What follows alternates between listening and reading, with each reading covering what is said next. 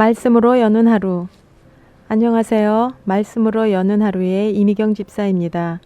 오늘은 잠언 28장 12절에서 28절의 말씀을 함께 나누시겠습니다. 하나님의 말씀입니다. 의인이 득이하면 큰 영화가 있고 악인이 일어나면 사람이 숨느니라. 자기의 죄를 숨기는 자는 형통치 못하나 죄를 자복하고 버리는 자는 불쌍히 여김을 받으리라. 항상 경외하는 자는 복되거니와 마음을 강팍하게 하는 자는 재앙에 빠지리라. 가난한 백성을 압제하는 악한 관원은 부르짖는 사자와 줄인 곰 같으니라. 무지한 치리자는 포악을 크게 행하거니와 탐욕을 미워하는 자는 장수하리라. 사람의 피를 흘리는 자는 함정으로 달려갈 것이니 그를 막지 말지니라. 성실히 행하는 자는 구원을 얻을 것이나 사곡히 행하는 자는 곧 넘어지리라. 자기의 토지를 경작하는 자는 먹을 것이 많으려니와 방탕을 좇는 자는 궁핍함이 많으리라. 충성된 자는 복이 많아도 속히 부하고자 하는 자는 형벌을 면치 못하리라. 사람의 낯을 보아주는 것이 좋지 못하고 한 조각 떡을 인하여 범법하는 것도 그러하니라. 악한 눈이 있는 자는 재물을 얻기에만 급하고 빈궁이 자기에게로 임할 줄을 알지 못하느니라. 사람을 경책하는 자는 혀로 아첨하는 자보다 나중에 더욱 사랑을 받느니라. 부모의 물건을 도적질하고 죄가 아니라 하는 자는 멸망케 하는 자의 동륜이라. 마음에 탐하는 자는 다툼을 일으키나 여호와를 의지하는 자는 풍족하게 되느니라. 자기의 마음을 믿는 자는 미련한 자요 지혜롭게 행하는 자는 구원을 얻을 자니라. 가난한 자를 구제하는 자는 궁핍하지 아니하려니와 못 본 채 하는 자에게는 저주가 많으니라.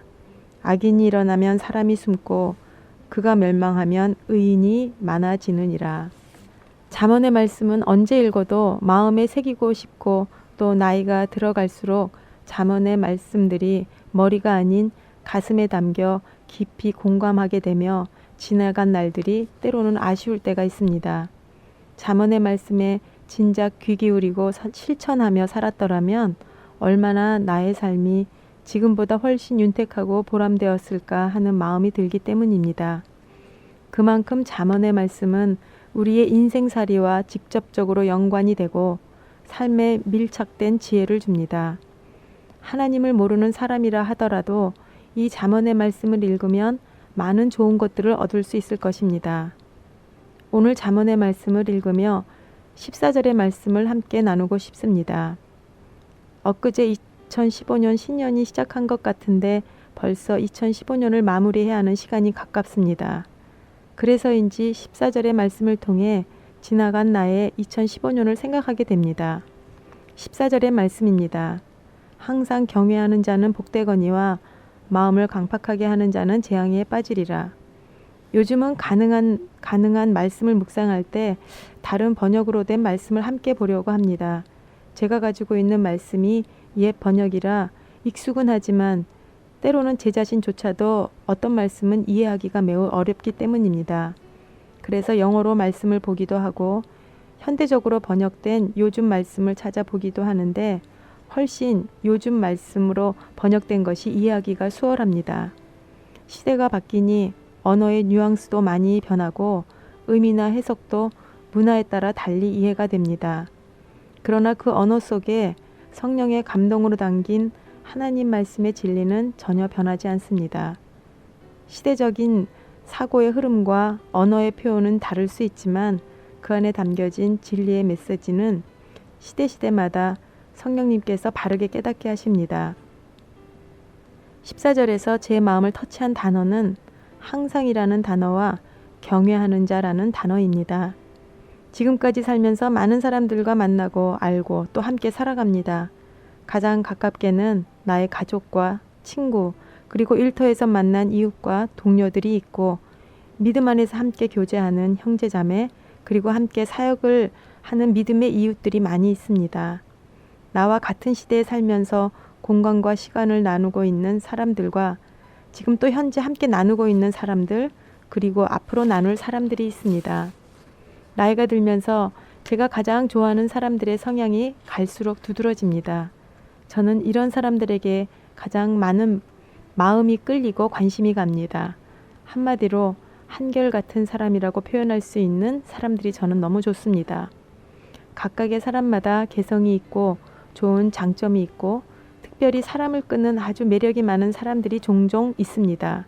게다가 전 마음이 한번 열리면 급하게 그 사람에게 훅 빨려 들어가는 장점이면 장점이라고 할 수 있는 열정이 있습니다. 그렇지만 이만큼 살고 보니 그 장점이 결국에 분별력이 없으면 마음에 상처를 주는 단점으로 마침표를 찍게 되기도 합니다. 한결같은 사람은 믿음의 사람이든 믿음이 없는 사람이든 상관없이 저 개인적으로는 크레딧을 줍니다. 한결같다는 것은 성실한 사람을 의미하고 심지가 든든한 사람임을 내가 만난 대부분의 사람들을 통해서 배웠습니다. 그런데 저는 하나님을 믿는 사람이니까 믿음 안에서 한결같은 사람은 더더욱 좋아하고 신뢰하게 되며 나도 누군가에게 그런 신실한 한결같은 사람이기를 원합니다. 그러나 나는 가장 먼저 하나님으로부터 한결같고 성실한 사람으로 인정받고 싶습니다. 세상의 기준은 사람의 능력이나 재능 또는 그 외에 세상에서 힘으로 영향력을 발휘할 수 있는 외형적인 조건적인 것으로 누군가를 평가하고 인정합니다. 그러나 하나님께서는 그런 기준이 아닌 보이지는 않지만 그 사람 안에서 우러나는 내면에 담겨진 성실함을 기초로 겸손과 온유 그리고 인내로 다져진 믿음을 중요한 평가의 기준으로 보신다는 것을 오늘 잠언의 말씀 가운데에서 14절을 통해 다시 확인하게 됩니다. 항상이라는 말씀이 나의 마음을 찌릅니다. 나는 하나님을 경외하고 하나님께 믿음의 반응을 보일 수 있습니다. 그런데 그 하나님 앞에서 항상이라는 단어를 내밀면 그 앞에서는 자신이 없습니다. 본문에는 경외하는 자라고만 번역되어 있지만 영어로 보면 하나님 앞에서라고 되어 있습니다. 항상 하나님 앞에서 얼마나 멋진 말씀인지 모릅니다.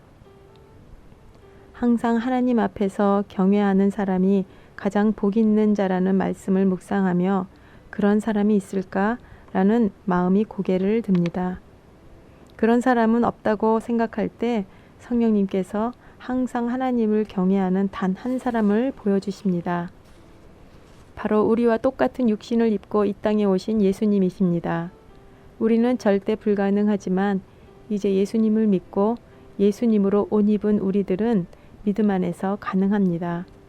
믿음은 바라는 것의 실상이요 보이지 않는 것의 증거라고 히브리서 기자는 선포합니다. 예, 맞습니다. 지금 현재에 있는 나 이미경이라는 사람은 항상 하나님을 경외하는 모습의 사람이 아닙니다. 현재 나의 실상은 부족하기 짝이 없는 형편없는 모습입니다. 그러나 믿음으로 바라보는 미래의 나의 실상은 예수님 같은 온전한 모습입니다. 그때 나는 하나님께 나의 증거를 가지고 영광을 올려드릴 것입니다. 언젠가 나는 예수님 때문에 예수님처럼 온전한 모습으로 성화될 것이고 그때 나는 항상 하나님을 경외하는 자로 설 것입니다. 그 증거가 믿음의 실상으로 드러나며 하나님을 영화롭게 할 것입니다. 항상 하나님 앞에 경건하게 살기를 소망했던 믿음의 선배들이 있습니다. 코람데오를 마음에 새기고 살던 믿음의 사람들입니다. 코람이라는 뜻은 무엇의 앞에, 그리고 데오라는 뜻은 하나님이니 직역하면 하나님 앞에서라는 의미가 그들의 마음을 드러냅니다. 하나님은 영이시기에 우리의 육안으로는 하나님은 보이지 않습니다. 그러나 예수님을 믿는 우리는 성령님을 통해서 항상 보이지 않는 하나님을 직접 보듯이 하나님의 눈길을 의식하며 살아갑니다. 하나님의 임재를 얼마만한 삶의 영향력으로 느끼고 인식하며 사느냐가 오늘 우리 믿는 각자에게 주어진 몫입니다. 하나님을 눈으로 보는 것보다 더 가깝게 그분의 임재를 느끼고 체험하며 항상 하나님 앞에서 거룩한 떨림으로 살아가기를 소망합니다. 코람데오, 항상 하나님은 말씀을 통해 내 앞에 계십니다. 그 말씀을 묵상하고 가슴에 품고 성령님이 인도하시는 길을 따라 사는 것이 진정한 코람데오입니다. 시편 1편에서 복 있는 사람은 악인의 꾀를 좇지 아니하며 죄인의 길에 서지 아니하며 오만한 자의 자리에 앉지 아니하고 오직 여호와의 율법을 즐거워하며 그 율법을 주야로 묵상하는 자로다라고 하십니다. 날마다 하나님 앞에 사는 축복된 삶이 되기를 예수님의 이름으로 간절히 기도드립니다. 아멘. 지금까지 이미경 집사였습니다. 감사합니다.